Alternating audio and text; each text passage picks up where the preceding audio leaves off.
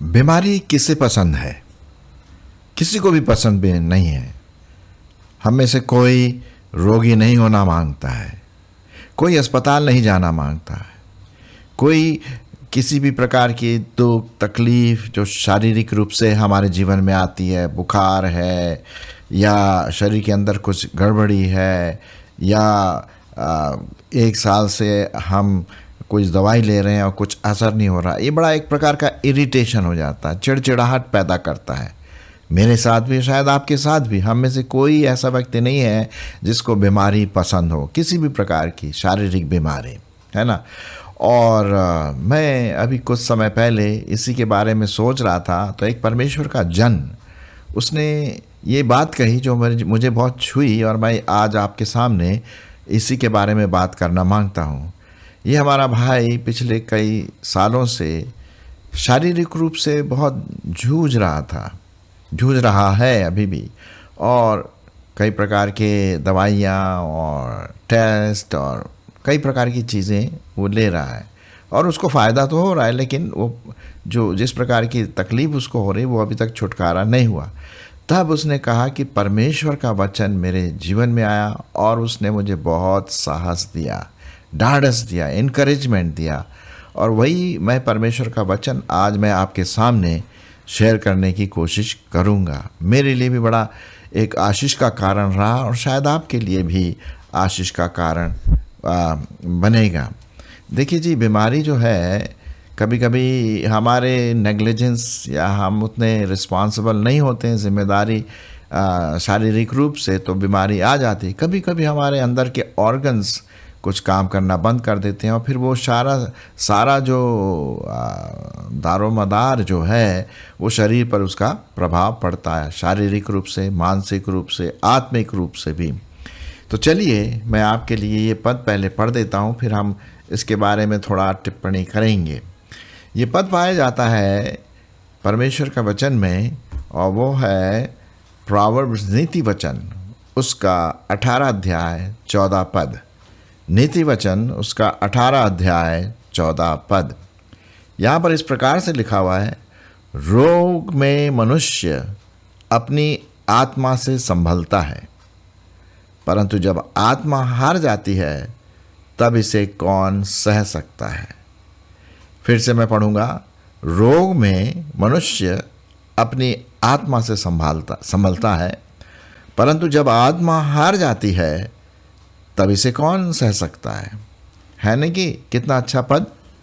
ये हमारे जीवनों में जब हम बीमार रहते हैं, तकलीफ़ होती है, शारीरिक समस्याएं आती है और अस्पताल जाना पड़ता है, आदमी चिड़चिड़ा सा हो जाता है, स्वाभाविक है कि भाई प्रभु हील क्यों नहीं कर रहा है।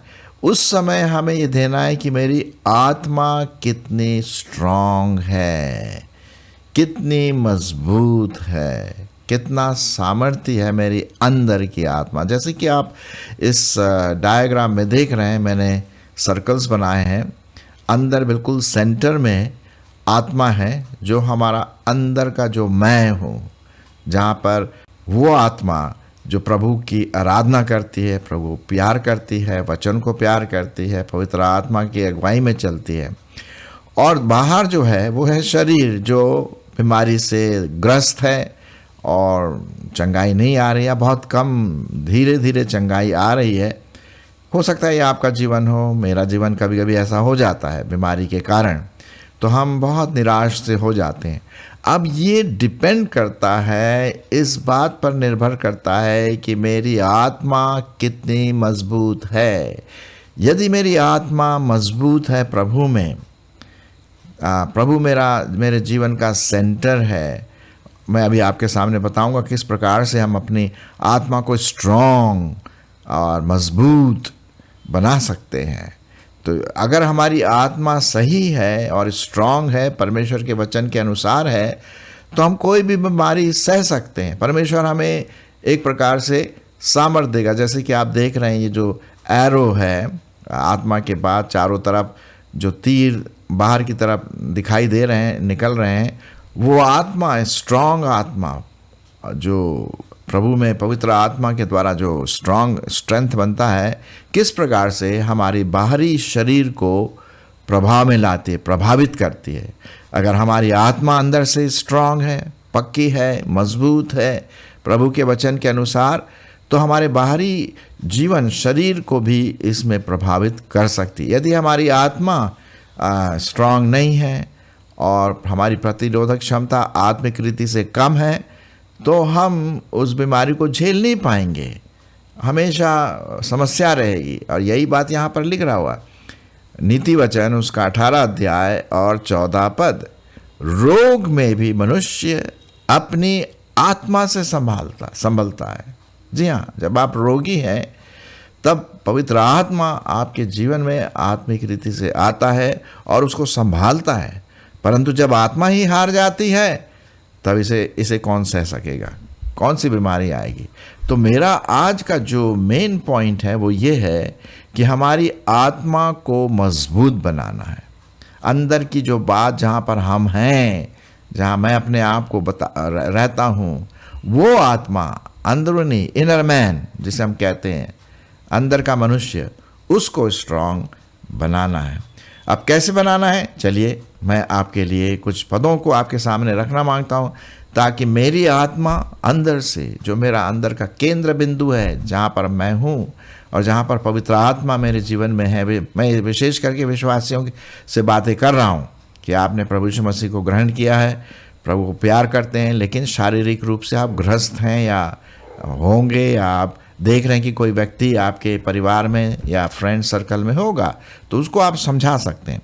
चलिए कुछ पदों को हम देखेंगे कि किस प्रकार से हम आत्मिक रूप से अपनी आत्मा को स्ट्रांग बनाएं, मजबूत बनाएं, ताकि शारीरिक रूप से जो कमजोरी या बीमारी के रूप में दिखाई देती है वो संभल सके और हम बिल्कुल सह सके उन बातों को।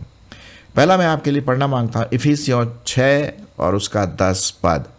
इफिसियों की पत्री और उसका 6 अध्याय और उसका 10 पद। यहाँ लिखा हुआ है, इसलिए प्रभु में और उसकी शक्ति के प्रभाव में क्या होते जाओ, बलवंत होते जाओ। यहाँ लिखा हुआ है, आत्मा को बलवंत करिए, शक्ति प्रदान करिए, स्ट्रांग बनाइए। इसलिए प्रभु में और उसकी शक्ति के प्रभाव में बलवंत बनते जाओ। और कैसे होंगे साहब, जब हम परमेश्वर के सारे हथियार बांध लेंगे। लिखा हुआ है ना 11वां पद में, परमेश्वर के सारे हथियार बांध लो कि तुम शैतान की युक्तियों के सामने खड़े रह सको। और वो शैतान की युक्ति बीमारी लाना भी है।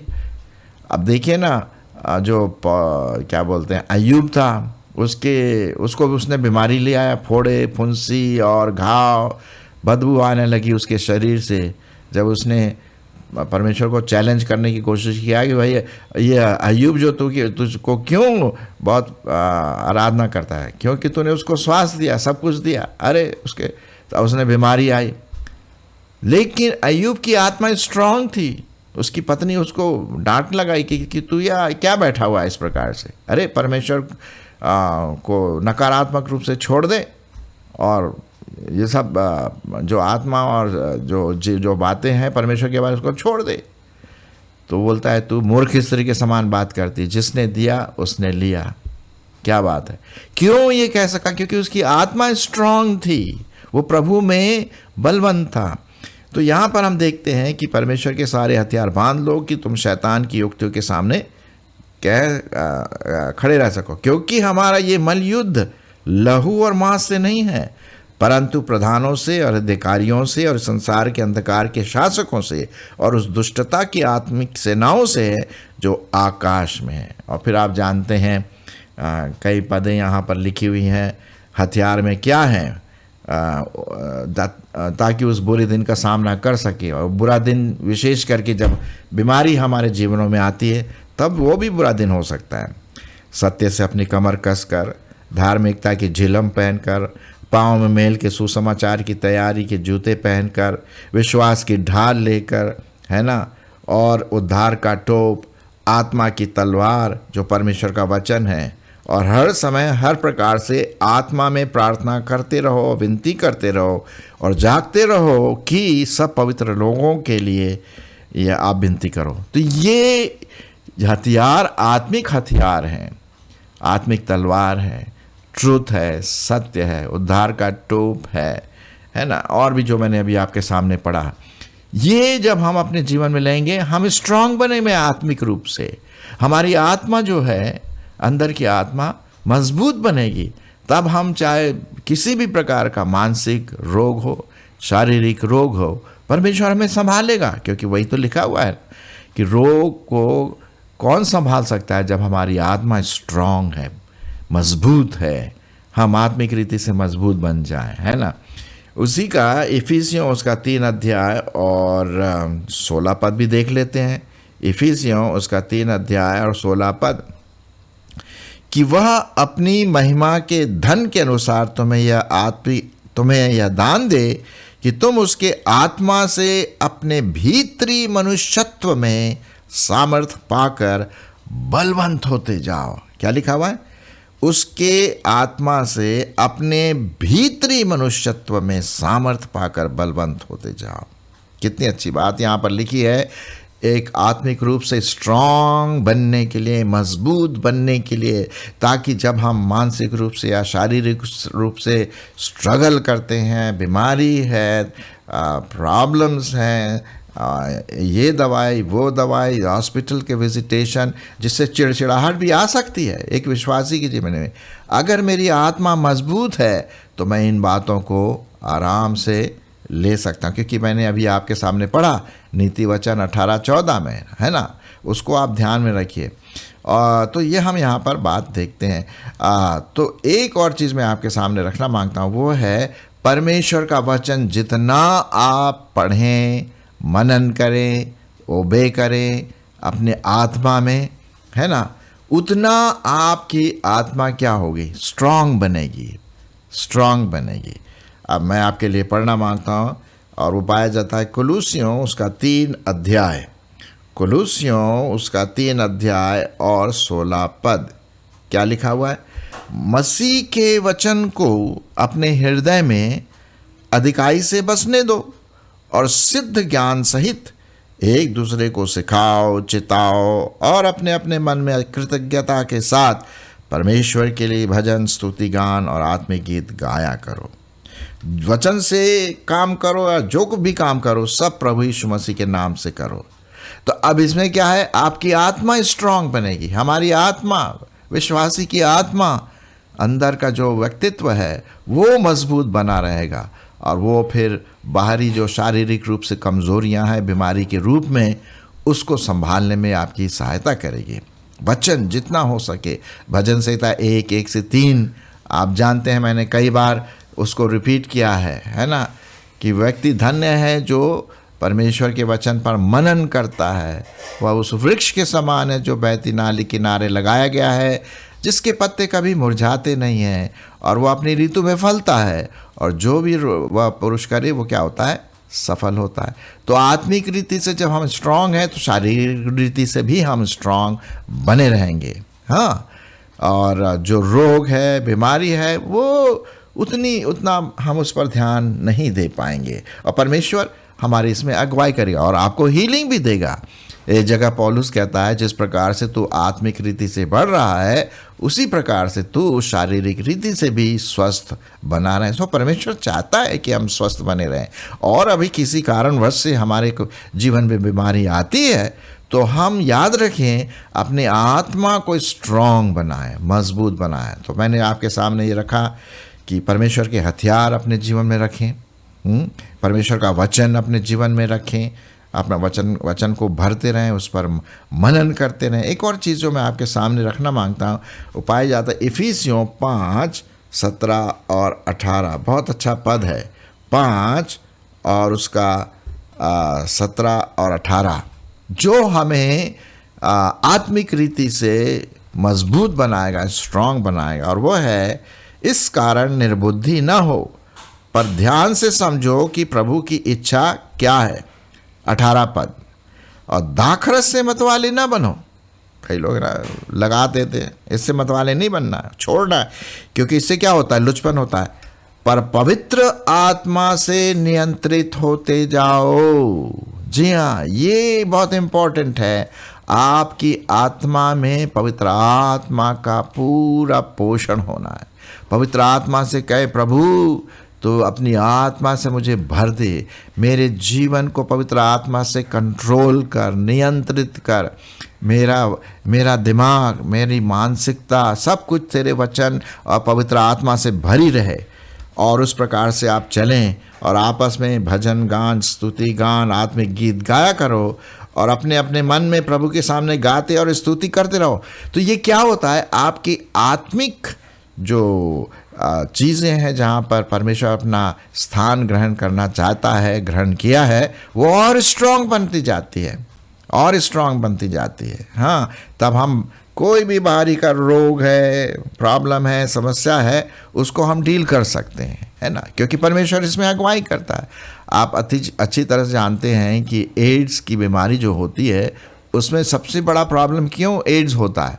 इसलिए एड्स होता है कि जो प्रतिरोधक क्षमता है शरीर में वो कम हो जाती है और वायरस फिर अटैक करते हैं, क्योंकि अब जब प्रतिरोधक क्षमता कम हो जाती है तो वायरस पूरे शरीर को अपने कब्जे में ले लेता है और वो व्यक्ति एड्स से ग्रसित होता है। लेकिन अगर उसकी प्रतिरोधक क्षमता शारीरिक रूप से स्ट्रांग है तो कोई भी वायरस उसको अटैक नहीं करेगा, कोई बीमारी उसको अटैक नहीं करेगी। तो उसी प्रकार से हमारी आत्मिक प्रतिरोधक क्षमता स्ट्रांग बनना है, मजबूत बनना है। वही मैंने आपके सामने कुछ बातें रख रहा हूँ। परमेश्वर का वचन, परमेश्वर के हथियार, परमेश्वर की आत्मा हमारे जीवनों में पूरी रीति से भरी रहे, कंट्रोल रहे, तब हम आत्मिक रीति से प्रतिरोधक क्षमता हमारी क्या होगी, स्ट्रांग बनेगी।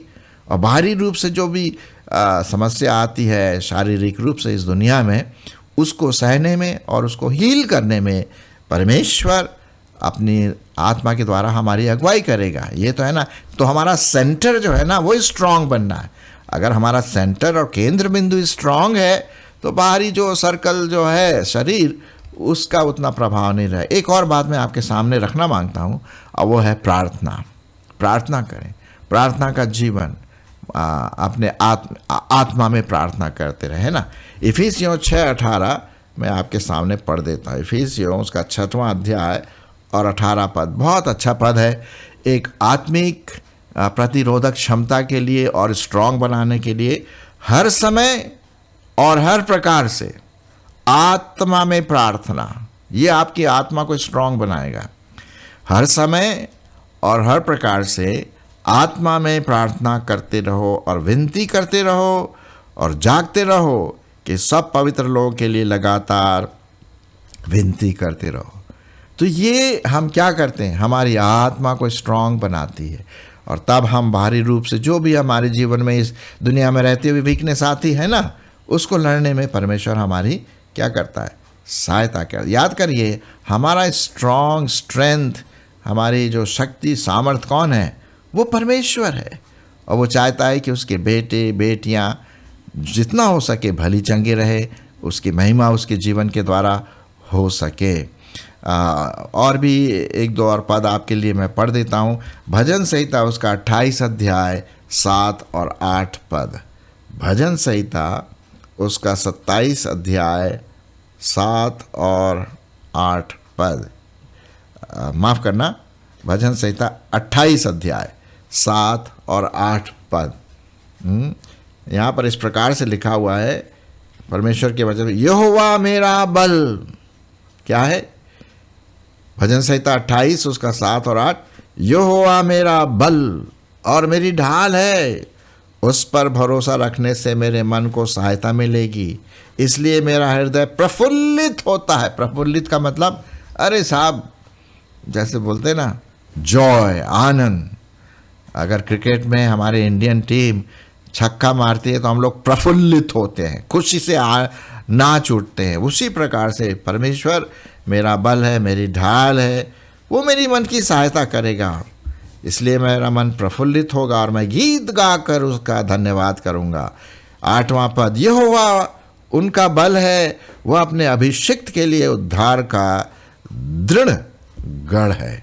कितनी अच्छी बात यहाँ पर परमेश्वर के वचन में लिखा हुआ है। सो याद करें कि परमेश्वर हमारी इसमें अगुवाई करेगा जब हमारा अंदर का आत्मा वो स्ट्रांग है, प्रतिरोधक क्षमता स्ट्रांग है। कैसे करेंगे? मैंने बताया आपको कि परमेश्वर के हथियार बांध लें इफिसियों 6 के अनुसार। परमेश्वर का वचन हम अपने मन व्यक्तित्व में भर लें। पवित्र आत्मा की भरपूरी और उसका नियंत्रण मेरे मन में हो, है ना। प्रार्थना के द्वारा हम अपने आप को स्ट्रांग बना सकते। एक और पद मैं ख़त्म होने से पहले पढ़ना मांगता हूँ। 2 कुरिन्थियों उसका 12 अध्याय, 2 कुरिन्थियों उसका 12 अध्याय और 9 और 10 क्या लिखा है?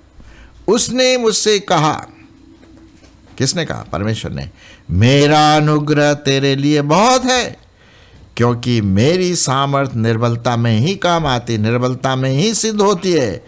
इसलिए मैं बड़े आनंद से अपनी निर्बलताओं पर घमंड करूंगा। अब जो बीमारियां आती हैं, प्रॉब्लम आती है हमारे शारीरिक रूप से, मानसिक रूप से, ये हमारी वीकनेस है, निर्बलताएं हैं। उसमें परमेश्वर हमें क्या देगा? अनुग्रह देगा। उसके अनुग्रह से ठीक रहेगा। तो जब हम इस बात को मान लें तो हमारा आत्मिक जो आत्मा है वो क्या है? स्ट्रांग बनेगा।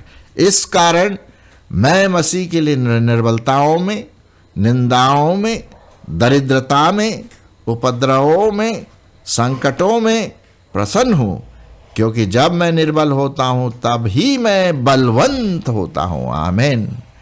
तो मेरे प्रियो, आइए हम आत्मिक रूप से अपने आप को बलवान बनाएं, शक्तिशाली बनाएं, ताकि जो वायरसेस आते हैं बीमारी के और समस्याओं के, शारीरिक रूप से, मानसिक रूप से, उसको हम अच्छी तरह से सहन कर सकें और परमेश्वर उसमें हमें अगुवाई करेगा और उसको दूर भी करेगा, जैसे कि अय्यूब के साथ हुआ।